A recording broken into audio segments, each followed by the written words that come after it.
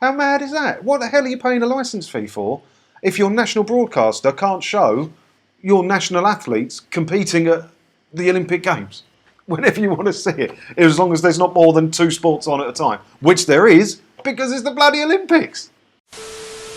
Hi, it's me again, and I've been contacted by loads of you regarding the Olympics and how you can keep up to date with it and stuff like that. But a lot of people have said that they pay their TV licence fee and they're trying to watch the Olympics, either catch up because it's on during the night, innit, on iPlayer and that, and the coverage is terrible. They can't find any of the sport they want to see.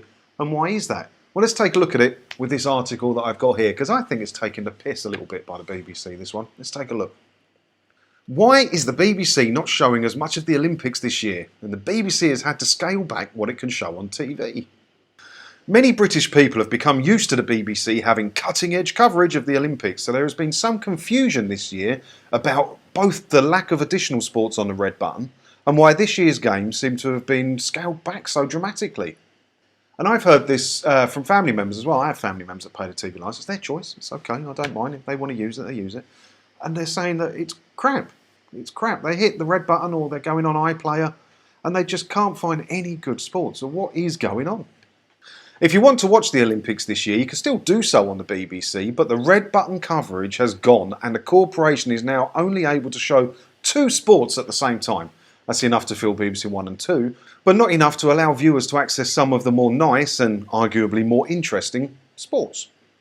So this is the interesting bit about it, which I couldn't believe, to be honest. Let's have a look.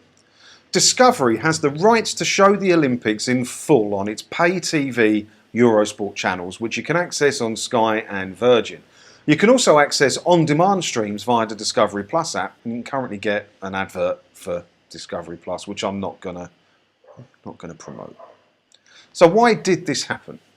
Well, back in 2015, the International Olympic Committee decided to sell the rights as a package which covered the whole of Europe. Discovery Networks bid £920 million for these rights between 2018 and 2024, although the UK and France already had deals in place that covered the 2018 Games.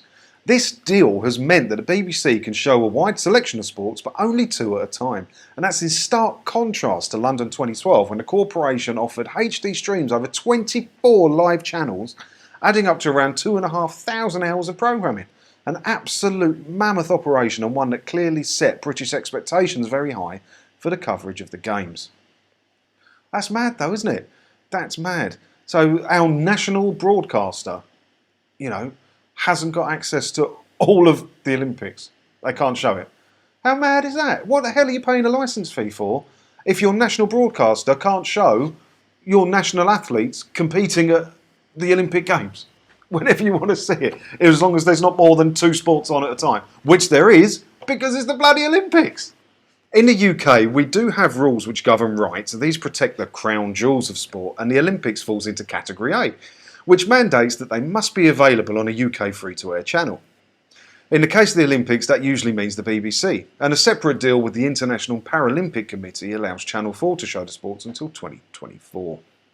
Ultimately, like most sports, it has become increasingly expensive to buy rights. Sports which were staples for the BBC for many years have been snapped up by other broadcasters, with Sky taking a lion's share of the most popular events. With Discovery's bid of nearly £1 billion, the BBC had absolutely no chance of securing the rights. Its entire budget for BBC One's output is a little over £1 billion a year, so the maths just don't add up. They could add up though, couldn't they? Because Discovery Channel is a global network and it's funded by what? Commercials and now a subscription fee, which is what the BBC could be doing. They could become a world outlet. They could be a global television service that shows adverts and has a subscription service. And then they could afford things like this. And they could be the pride of Britain once more, being able to show sports. I mean, what sports are on the BBC anymore? It's mental. Formula 1 went. That was a shame. I have to watch the highlights on Channel 4. To be fair, if they did still have it, I wouldn't be able to watch it because I don't have a TV licence at this point. But when they did have Formula 1, I had a TV licence, and it was nice to be able to watch it. No adverts.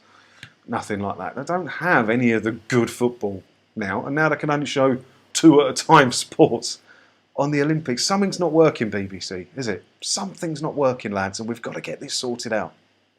So sadly, the days of watching some of the more obscure sports live and on the BBC for just the cost of your licence fee have come to an end.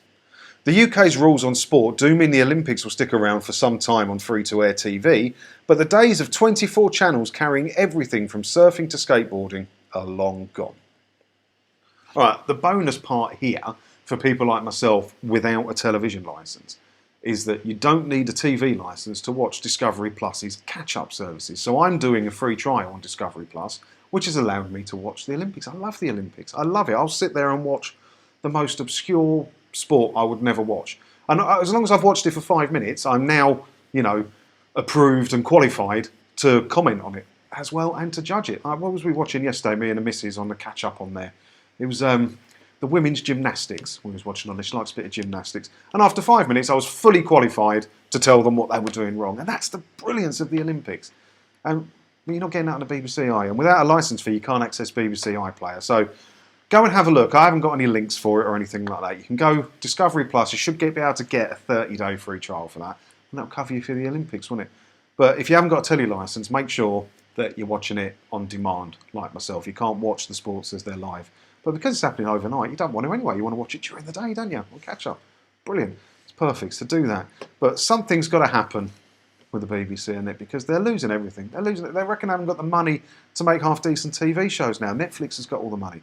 Well, you need to change how you work, BBC, because the richest, the richest TV channels or streaming services now all charge a monthly fee. Why aren't you? Why are you still forcing it upon the British people? Make better stuff, make a subscription service that you can charge around the world. It's bloody simple, isn't it? But what do you think? Let me know in the comments below. Let me know what your favourite obscure sport is in the Olympics. Mine is the 25-metre pistol, the 2-2 pistols, because I actually compete in that. That's a sport that I do. I have a gun licence and I compete personally in 25-metre pistol shooting, so I like to watch that. But it is boring to watch, and it's quite boring to do, to be fair, but I enjoy it.